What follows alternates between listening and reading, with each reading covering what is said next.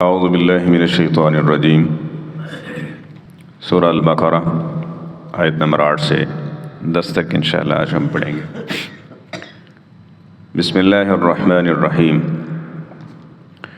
ومن الناس، اور لوگوں میں سے کچھ ایسے ہیں، من یقول، جو کہتے رہتے ہیں، آمنا باللہ، ہم اللہ پر ایمان لے آئے ہیں، وبالیوم الآخر، اور آخرت کے دن پر بھی، وما هم بمؤمنین، اور حالانکہ در حقیقت وہ مومن نہیں بنے، یخادعون اللہ، وہ اللہ کو دھوکہ دینا چاہتے ہیں، والذین آمنوا، اور ان لوگوں کو جو مومن ہیں، وما یخدعون، اور نہیں وہ دھوکہ دے رہے، الا مگر انفسہم، اپنے آپ کو ہی، وما یشعرون، اور انہیں اس بات کا شعور ہی نہیں ہے، فی قلوبہم مرض، ان کے دلوں میں بیماریاں ہیں، فزادہم اللہ مرضا، تو اللہ تعالیٰ نے ان کی بیماریوں میں ان کو اور زیادہ کر دیا ہے، ولہم عذاب علیم، اور ان کے لیے دردناک عذاب ہوگا،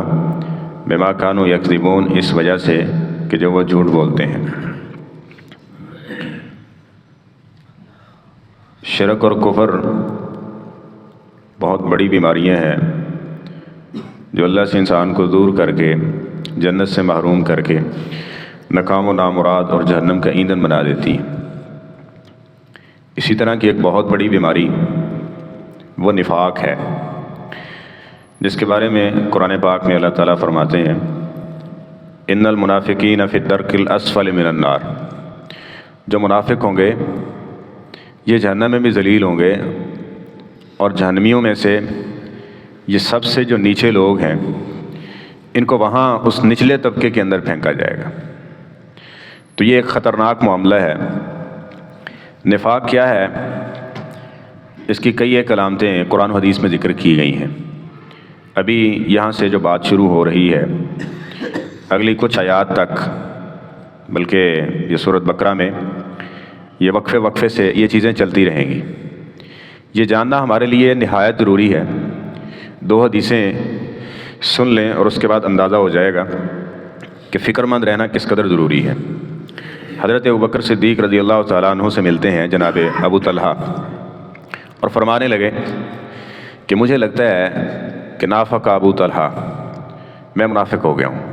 ابو طلحہ انصاری، اب بعد میں شہادت کا درجہ بھی ملا، تو لگتے ہیں، فرمانے لگے کہ مجھے لگتا ہے کہ میں منافق ہو گیا ہوں۔ وجہ کیا ہے جی؟ کیسے؟ حالانکہ دل و جان سے نبی علیہ السلام سے محبت کرتے ہیں۔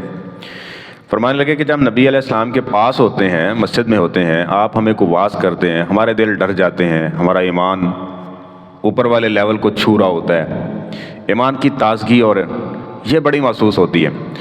اور جب ہم اپنے کام کاج اس میں مصروف ہو جاتے ہیں تو وہ ایمان کی تازگی نہیں رہتی، ٹھیک ہے؟ یعنی ایسے سمجھ لیں پھر وہ لیول گراف نیچے آ جاتا ہے۔ تو لگتا ہے کہ یہ پھر منافقت کی علامت تو نہیں کہ ہم وہاں کیا ہوتے ہیں یہاں کیا ہوتے ہیں۔ تو سیدنا صدیق رضی اللہ تعالیٰ عنہ فرمانے لگے یہ کیفیت تو میرے ساتھ بھی ہے، تو کہیں ایسا تو نہیں؟ اب یہ دونوں جلیل القدر سے ابھی ہیں، فکر مند ہوئے اور نبی علیہ السلام کے پاس آ گئے اور یہ سارا معاملہ آ کے ڈسکس کیا۔ اندازہ لگائیں آپ کا کہ وہ ابو بکر رضی اللہ تعالیٰ عنہ جس کے بارے میں نبی علیہ السلام نے فرمایا میں نے ساری دنیا کے احسان چکا دیے، ابو بکر کے احسانوں کا بدلہ اللہ ہی عطا فرمائے گا ان کو، اتنے عظیم سے ابھی، لیکن نبی علیہ السلام کے پاس آئے ہوئے ہیں اور فرما رہے ہیں کہ اللہ کے رسول صلی اللہ علیہ وسلم یہ کیفیت ہے، تو کہیں یہ نفاق تو نہیں ہے؟ تو نبی علیہ السلام نے فرمایا یہ نفاق نہیں ہے، یہ ایمان کی کیفیتیں ہوتی ہیں۔ جب تم یہاں ہوتے ہو، یہ قرآن و حدیث سن رہے ہوتے ہو، تو اس وجہ سے ایمان کیا ہوتا ہے؟ تمہارا بڑھ جاتا ہے۔ وہاں کیا ہوتا ہے؟ یہ ایمان تھوڑا سا کم ہو جاتا ہے۔ یہ نفاق نہیں ہے۔ یہ نفاق یعنی صحابہ خافوا علی النفاق، جن چیزوں سے ڈرا کرتے تھے نا، ان میں سے ایک چیز یہ تھی کہ وہ نفاق تھا۔ کہیں ہم منافق تو نہیں ہو گئے، نفاق کی طرف تو نہیں جا رہے؟ نبی علیہ السلام نے کئی ایک علامتیں ذکر کی نا، وعدہ خلافی کرتا ہے، یہ منافق کی علامت ہے، جھوٹ بولتا ہے منافق کی علامت ہے، لڑائی جھگڑے کے اوپر گالیاں نکالتا ہے، یہ نفاق کی علامت ہے، امانت میں خیانت کرتا ہے، نفاق کی علامت ہے، اور مزید یہاں ہم بھی آگے پڑھیں گے۔ تو کہیں ایسا تو نہیں ہم ایسے ہو گئے. اور ان کے لیے دردناک اور شدید ترین عذاب دیے گئے. کس کے لیے؟ منافق بندے کے لیے. ٹھیک ہے، تو یعنی وہ اس بات کے اوپر خوف زدہ ہوتے تھے. اور دوسری حدیث نبی کریم صلی اللہ علیہ وسلم نے فرمایا مومن اور منافق کی مثال یہ ہے کہ جب مومن سے کوئی گناہ اور غلطی ہوتی ہے تو وہ اپنے آپ کو اتنا بوجھل، اتنا غمگین اور پریشان محسوس کرتا ہے گویا کہ ایک پہاڑ اس کے سر کے اوپر کھڑا ہوا ہے، اور اس کو یہ خوف ہے کہ یہ مجھ پہ گر گیا نا تو میرا کچھ نہیں چھوڑے گا، مجھے ریزہ ریزہ ہو جاؤں گا میں اس کے نیچے آ کے. تو وہ کیا کرتا ہے؟ جلدی کرتا ہے، دوڑتا ہے، بھاگتا ہے، توبہ کرتا ہے، استغفار کرتا ہے، اس گناہ کو، اس وبال کو ٹالنے کی کوشش کرتا ہے. جبکہ جو منافق ہے نا اس کی مثال یوں ہے کہ اس سے ایک غلطی ہوئی تو اس طرح ہے جس طرح اس کے ناک کے اوپر، چہرے کے اوپر مکھی بیٹھی تو اس کو ہاتھ سے یوں اڑا دیا، تو اس کے بعد پھر آگے بیٹھ گئی، پھر وہ اس کو کچھ شے نہیں محسوس کرتا، وہ آ رہی ہے، بیٹھ رہی ہے، یہ اڑا رہا ہے اس کو. تو فرمایا منافق کس طرح سے ہے کہ گناہ کرتا رہتا، کوئی گل نہیں خیر ہے، پھر ہو گیا، پھر کوئی گل نہیں خیر ہے جی، پھر ہو گیا، پھر کوئی گل نہیں خیر ہے. جبکہ مومن کے بارے میں آپ موٹی سی علامت یہ سمجھ لیں کہ مومن اچھا عمل کر کے بھی فکر مند رہتا ہے. جس طرح نبی کریم صلی اللہ علیہ وسلم قرآن پاک کی آیت ہے نا، فرمایا کہ وَقُلُوبُهُمْ وَجِلَةٌ نیکی کرنے کے باوجود بھی وہ ڈر رہے ہوتے ہیں. سیدہ عائشہ رضی اللہ تعالی عنہا نے فرمایا اللہ کے رسول صلی اللہ علیہ وسلم یہ کون ہے؟ یہ زانی لوگ ہیں، یہ بے دین لوگ ہیں، بے ایمان لوگ ہیں؟ نہیں. فرمایا لا بنت صدیق، اے صدیق کی بیٹی، یہ وہ نہیں ہے، یہ اخلاص کے ساتھ نیکیاں کرتے ہیں، اس کے باوجود بھی ان کے اوپر خوف اور ان کو یہ فکر لاحق ہوتی ہے کہ کہیں ہماری یہ نیکی رد نہ کر دی جائے، یہ ضائع نہ کر دی جائے. یعنی نیکی کرنے کے باوجود بھی مومن کی علامت کیا ہے کہ بڑی سی، اور ان ساری چیزوں کا خلاصہ سمجھ لیں کہ مومن نیکی کرنے کے باوجود بھی فکر مند رہتا ہے، کبھی اس کی قبولیت کے لیے، کبھی وہ ضائع نہ ہو جائے، پتہ نہیں قبول ہوئی کہ نہیں ہوئی، ان چیزوں کے بارے میں فکر مند رہتا ہے. اور اس کے بعد کیا ہے؟ ہمیشہ اس کو ڈر اور خوف رہتا ہے کہیں اللہ تعالیٰ نے مجھ سے یہ پوچھ لیا تو میں کیا جواب دوں گا. بات لمبی ہو جائے گی، صحابہ کرام کی آپ سیرت سنتے رہتے ہیں. حضرت عائشہ رضی اللہ تعالیٰ عنہ فرماتی کاش کہ میں کیا ہوتی، ایک پتا اور درخت ہوتی، کاٹ دی جاتی، میرا حساب و کتاب نہ ہوتا. حالانکہ نبی علیہ السلام فرما رہے ہیں آپ جنت میں بھی میری بیوی ہو، یہ اللہ تعالیٰ نے مجھے بتایا. حضرت ابوبکر صدیق، حضرت عمر رضی اللہ تعالیٰ عنہ جن کے بارے میں نبی علیہ السلام نے جنت میں ان کا گھر دیکھا ہے، لیکن فرما رہے ہیں کاش کہ میرا حساب اگر برابر برابر کر دیا جائے تو میں آپ کو کیا، اپنے آپ کو کامیاب بندہ سمجھوں گا. مطلب کیا ہے کہ مومن بندے کی جو بڑی علامتوں میں سے ایک بڑی علامت ہے نا وہ یہ ہے کہ وہ نیکی کرنے کے باوجود بھی خوف زدہ رہتا ہے، وہ فکر مند رہتا ہے. اور منافق بندے کی جتنی بھی علامتیں ذکر کی گئی ہیں ان میں سے بڑی علامت یہی بنتی ہے اور اس کا خلاصہ یہی بنتا ہے کہ وہ بڑے بڑے گناہ کرنے کے باوجود بھی اس کو کوئی فکر نہیں ہوتی، نہ توبہ کی، نہ استغفار کی، نہ اپنے آپ کو بدلنے کی. پھر اس کا نقصان کیا ہوتا ہے؟ جب یہ فکر ہوگی نا تو پھر نیکی میں اندر بندہ آگے بڑھے گا، پتہ نہیں یہ قبول ہوئی کہ نہیں ہوگی. کہنا نا بس اسی لا الہ الا اللہ ساڑھی بخشنے لیے کافی ہو گیا. کوئی کہنا میں کسی ایک بیوہ دی بچی دی شادی کر دیتی، میری مغفرت پکی ہو گئی ہے، مجھے اور کچھ کرنے کی ضرورت ہی نہیں ہے. جبکہ وہ اتنی بڑی بڑی نیکیاں، جب یہ چیز آ جائے گی نا تو پھر انسان عمل سے پیچھے ہو جائے گا، عمل سے پیچھے ہٹ جائے گا، بس کافی ہے جی. جبکہ صحابہ کرام کو آپ دیکھ لیں گے، خود نبی کریم صلی اللہ علیہ وسلم کو دیکھ لیں، آپ اتنی دفعہ استغفار کیوں کر رہے ہیں؟ آپ کے قیام سے پاؤں مبارک کیوں سوج جاتے ہیں؟ اتنا لمبا قیام. فرمایا افلا اکون عبدا شکورا، میں اللہ کا شکر گزار بندہ بننا چاہتا ہوں. اور یہاں ہم اور ہمارے معاشرے میں یہ چیز کیا ہے؟ یہ انسان کو نفاق کی طرف لے جانے والی چیز ہے، فکر مند رہنا چاہیے. اور دوسری چیز کیا ہے کہ جب انسان فکر مند نہیں ہوگا تو بڑے بڑے گناہ کرتا رہے گا. یہ ذرات جمع ہو کے جس طرح ایک نیکی بڑھ جائے، یہ جمع ہوتے ہوتے ہوتے ہوتے توبہ اس نے کی نہیں ہے، حتیٰ کہ وہ گناہوں کو حقیر سمجھنے لگ جائے گا، کہاں اسے توبہ کرے گا. اور پھر نتیجہ یہ نکلے گا کہ وہ نفاق کی حالت میں مر جائے گا اور ناکام اور خواب و خسر ہو جائے گا یہ شخص. اس لیے اچھے عمل کرنے کے باوجود بھی انسان کو فکر مند رہنا، ٹھیک ہے، یہ ایک مومن کی علامت ذکر کی گئی ہے. اب چلتے ہیں، اب یہ بنیادی چیز سمجھنے کے بعد اب آگے کچھ علامتیں ذکر کی جائیں گی. اب ہم نے یہ دیکھنا اور سننا ہے، اپنے آپ کو پرکھنا ہے. ہمیں تو نہایت کمزوریاں ہیں یار، ہمیں تو انتہا درجے کی کمزوریاں ہیں، اللہ تعالیٰ ہمیں معاف فرمائے. اس کے ساتھ یہ ہے کہ یہ چیزیں جس طرح یہ سنتے رہیں گے، جس طرح وہ پہلی حدیث میں نے آپ سے ذکر کی کہ ایمان کو یہ بڑھتا اور کم ہوتا رہتا ہے، نیکی کے ساتھ جڑے رہیں، خصوصاً اللہ تعالیٰ کے کلام کے ساتھ جڑے رہیں. یہ دلوں کے زنگ اتارتا ہے، دلوں کے زنگ کے اندر ایک چیز نفاق بھی ہے جو انسان کے دل کو زنگ آلود کر دیتی ہے، تو اس کو اتارنے کے لیے یہ بڑی کارگر چیز ہے. ایویں نہیں اللہ تعالیٰ نے ہر نماز کے اندر اس کی تلاوت رکھ دی ہے، جو اس کو چھوڑے گا نبی اس کی شکایتیں لگا رہے ہیں. قرآن پاک کے ساتھ اتنی اہمیت، ایک ایک لفظ کے اوپر اتنی نیکیاں اہمیت تو نہیں ذکر کی. ہم نے سمجھا کوئی گل نہیں، باقی سارے کام کر لو، یہ واسطے ٹائم نہ بھی نکلے تو خیر ہے، یہ نہ بھی پڑھیں گے تو معاملہ نظام چل جائے گا. او بھائی نظام کیا، یہ انسان کو بہت دور تک اور بڑے خسارے اور گھاٹے کی طرف لے جائے گا. لہذا کم از کم یہ جو نماز ہے اور اس کے ساتھ جو ہے یہ قرآن پاک، اس کے ساتھ لازمی جڑے رہیں، تاکہ کمی کوتاہی ہوتی ہے نا تو وہ بندے کو کوئی فکر مند ہے، کوئی بندہ توبہ کر لے، کوئی استغفار کر لے، کوئی کمی کوتاہی کو مینٹین کرنے کی کوشش کرتا رہے. تو چلتے ہیں اس کی طرف. تو اللہ تعالیٰ فرماتے ہیں وَمِنَ النَّاسِ، کچھ لوگ ایسے ہیں، کچھ لوگ. ایک بات اور بھی مسئلہ ذہن میں رکھ لیں کسی کو نامینیٹ کر کے نہ کافر کی جو کلمہ پڑھتا ہے نا ظاہری طور پہ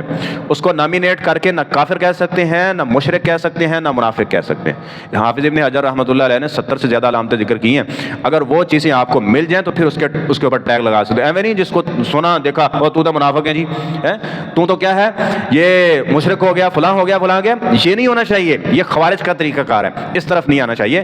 بلکہ اگر کوئی اس طرح کا مسئلہ ہو تو تنبیہ اسی انداز میں کریں جس انداز میں قرآن نے اور نبی کریم صلی اللہ علیہ وسلم نے فرمایا۔ میں کچھ لوگ ہیں جو منافق ہیں، ان کی علامتوں میں سے یہ ہے، جس طرح نبی علیہ السلام نے فرمایا منافق کی علامت یہ ہے کہ وعدہ اخلف، یہ نفاق کی علامت ہے، اس کو منافق مت بنا دیں۔ ہو سکتا ہے کہ آپ کے نزدیک اس نے وعدہ خلافی کی ہو، لیکن ممکن ہے کہ وہ ایسا نہ ہو، آپ نے ایسا سمجھا ہو، تو اس کے اوپر یہ ٹیگ نہیں لگانا چاہیے۔ وَمِنَ النَّاسِ، لوگوں میں سے کچھ ایسے ہیں، کون جو ایسا کرتے ہیں، اب جو کرتا ہوگا وہ اس کا حقدار ہے، اللہ بہتر جانتا ہے اس کے بارے میں، ہو سکتا ہے ہمارے سامنے وہ ایسا ہے لیکن در حقیقت ایسا نہ ہو، تو اس لیے اگر وہ ہوگا تو اس کے لیے تنبیہ بھی ہو جائے گی اور معاملہ اس تک پہنچ جائے گا۔ تو فرمایا کچھ لوگ ایسے ہیں من یقولون جو کہتے ہیں آمنا باللہ، ہم اللہ پہ ایمان لائے، وبالیوم الاخر، اور آخرت پہ ایمان لائے، وما ہم بمؤمنین، اللہ تعالیٰ فرماتے ہیں در حقیقت وہ مومن نہیں ہے۔ اب یہاں استمرار ہے، ایک چیز سمجھ لیں، من یقولون جو کہتے رہتے ہیں، یعنی ایک دفعہ کیا اور اس کے بعد دوبارہ یہ معاملہ ان کا اس طرح نہیں، من یقول جو مسلسل کہتے رہتے ہیں، مسلسل بار بار اس بات کا تکرار کرتے رہتے ہیں، کیا چیز؟ ہم اللہ پہ بھی ایمان رکھتے ہیں، آخرت پر بھی ایمان رکھتے ہیں، لیکن اللہ فرماتے ہیں وما ہم بمؤمنین، در حقیقت وہ مومن نہیں ہے، مومن نہیں ہے وہ، یخادعون اللہ، یہ اللہ کو دھوکہ دے رہے ہیں، والذین آمنوا، اور مومنوں کو دھوکہ دے رہے ہیں۔ کبھی ادھر منافقوں کے پاس جاتے ہیں ہم تمہارے ساتھ، مومنوں کے پاس جاتے ہیں ہم تمہارے ساتھ، نہ ادھر نہ ادھر، منافق دونوں طرف سے ذلیل ہوتا ہے، وہ ادھر سے بھی اور ادھر سے، ایک کافر ہے ایک مشرک ہے ایک طرف کھڑا ہوا ہے نا، تو منافق دونوں طرف سے ذلیل اور خوار ہوتا ہے، اس لیے اللہ کے ہاں بھی یہ بڑا مجرم ٹھہرتا ہے۔ تو یہ اللہ کو دھوکہ دے رہا ہے کہ شاید میں ادھر آ کے میں ادھر بھی چل جاؤں گا ادھر بھی چل، یہ سچے ہوتے ادھر نکل جاؤں گا ادھر ہوئے تو ادھر، آگے مزید بھی کئی ایک علامتیں اس کی آئیں گی۔ تو اللہ تعالیٰ فرماتے ہیں وما یخدعون الا انفسهم وما یشعرون، یہ اللہ کو اس نے دھوکہ دے گیا، اللہ کو کون دھوکہ دے سکتا ہے؟ وہ تو دلوں کے راز اور یہ سینوں میں آنے والی ہر ایک بات اور ادا اور وسوسے اور خیال تک کو جانتا ہے، یہ اللہ کو کیسے دھوکہ دے سکتے ہیں؟ در حقیقت یہ اپنے آپ کو دھوکہ دے رہے ہیں، اپنے آپ کو، کہ یہ جو سستی ہے، کاہلی ہے، اور اس کی صورت میں یہ سمجھتے ہیں کہ ہم اس راستے سے نکل جائیں گے، جبکہ وہ نکل نہیں سکتے اس حوالے سے، تو اپنے آپ کا عمل اور دنیاوی زندگی جو ہے اس کو برباد کر رہے ہیں۔ وما یشعرون، اور انہیں اس بات کا شعور ہی نہیں ہے۔ آپ یہ دیکھ لیں، گناہ کو ہلکا سمجھنا شروع کر دیں نا تو اللہ مت مار دے گا۔ کئی بندوں کی ایسی ہوتی ہے نا، مت مار دیتا ہے بندہ، وہ شراب پی رہا ہے کوئی مزہ، وہ گناہ میں فخر کرے گا، کہتے ہیں مت وجی ہوئی ہے۔ جس طرح ایک بندہ شرک کر رہا ہے، وہ جس طرح مشرکین مکہ، نبی علیہ السلام نے مثال بیان کی نا ان کی، کہ ان کے پاس کچھ نہیں ہوتا، تو بلکہ تاریخ میں یہ چیز کہ وہ جا رہے ہیں سفر میں تو بہت ساتھ لانا بھول گئے، تو کیا کرتے ہیں، مٹی ہے اس میں پانی نہیں ہوتا تھا بس اوقات نا، تو ضرورت پر جو مشکل آ گئی ہے ہمارے اوپر، تو یہاں تک بھی ہوتا تھا کہ وہ پیشاب کرتے اس میں اور اس مٹی کو گوندتے اور اس میں نا وہ بڑھاوا سا بت نما بناتے اور پھر اس کی پوجا شروع کر دیتے۔ اب یہ مت مری ہوئی نہیں ہے کہ وہ ایک غلاظت سے بنا ہوا اور اس کے بعد اس سے ہاتھ جوڑ کے اس کے سامنے کھڑے ہوئے اس کی منت اور سماجت کر رہے ہیں اور سمجھ رہے ہیں کہ یہ ہمارا مت بچ جاندی ہے بندے دی، کب؟ جب وہ ان گناہوں کے اوپر کیا کرتا ہے، استمرار کرتا ہے، دوام اختیار کرتا ہے، اور خصوصاً منافق بندے کی تو مت ماری ہوتی ہے، تو تبھی یہ غلط فیصلہ کرتا ہے نا۔ اس طرح شرک کرنے والا وہ بھی اسی وجہ سے، کفر کرنے والا وہ بھی عقل سے کام نہیں لے رہا، اس لیے اللہ فرماتے ہیں عقل سے کام لو، کس سے؟ اس پہ اکثرهم لا یعقلون، اکثریت ایسی ہے جو سوچتی اور فکر نہیں کرتی اور عقل سے کام نہیں لیتی، تو ان کا یہ شعور ہی نہیں ہے، یہ برائی کو اچھائی سمجھ رہے ہیں، ناکامی اور نامرادی کو کامیابی سمجھ رہے ہیں۔ تو فی قلوبہم مرض، یہاں تک یہ کیوں پہنچے، ان کے دلوں میں بیماریاں آ گئی۔ وہ بیماری کہاں سے شروع ہوتی ہے؟ صحیح البخاری کی حدیث، جب بندہ کوئی گناہ کرتا ہے نا تو اس کے دل پہ سیاہ نقطہ لگ جاتا ہے، توبہ کرتا ہے تو وہ دل پھر صاف اور شفاف ہو جاتا ہے، یہ مومن کی مثال۔ اگر وہ توبہ نہیں کرتا تو ایک نقطہ پھر دوسرا پھر تیسرا، چلتے چلتے چلتے ایک کاغذ لے لینا، ایک نقطہ لگا دیں، اگلے دن دوسرا لگا دیں، پھر تیسرا لگا دیں، ایک وقت آئے گا وہ کاغذ کیا ہو جائے گا، سیاہ ہو جائے گا۔ اس طرح فرمایا اس کا دل سیاہ ہو جائے گا، اس کو کہتے ہیں بل ران علی قلوبہم ما کانوا یکسبون، ان کے برے عملوں کی وجہ سے ان کے دل کے اوپر کیا ہو گیا، زنگ لگ گیا۔ اب ان کو پیغمبر قرآن سنا رہے ہیں، پیغمبر ان کو باتیں بتا رہے ہیں، لیکن یہ ٹس سے مس نہیں ہوتے، ان کو کوئی فکر نہیں ہے کیا بات ہو رہی ہے، کیا نصیحت ہے، کیا ہے، وہ اپنی زندگی اور اپنی دھن میں جی رہے ہیں۔ تو اللہ تعالیٰ فرماتے ہیں جب ان کے دلوں میں یہ مرض آ گیا، انہوں نے اس راستے کا انتخاب کر لیا، تو اللہ تعالیٰ کا ایک اصول یہ بھی ہے نولیہ ما تولی، انسان جس راستے کا پھر انتخاب کر لینا میں ادھر ہی جانا ہے یہی ٹھیک ہے جی، بس میں جو سوچ لیا، میری جو آبزرویشن ہے بس اسی کے مطابق میں نے چلنا ہے، تو اللہ تعالیٰ فرماتے ہیں چلو پھر اسی طرف چلو، فزادہم اللہ مرضا، تمہیں مرض پسند ہے تو اللہ نے ان کو اور مرض کے اندر اضافہ کر دیا، ولہم عذاب علیم، لیکن نتیجہ یہ نہیں ہے کہ وہ کامیاب ہو رہے ہیں یا کامران ہو رہے ہیں، نہیں، ولہم عذاب علیم، دردناک عذاب کا سامنا بھی کریں گے۔ وجہ کیا ہے؟ بما کانوا یکذبون، جھوٹ بولا انہوں نے،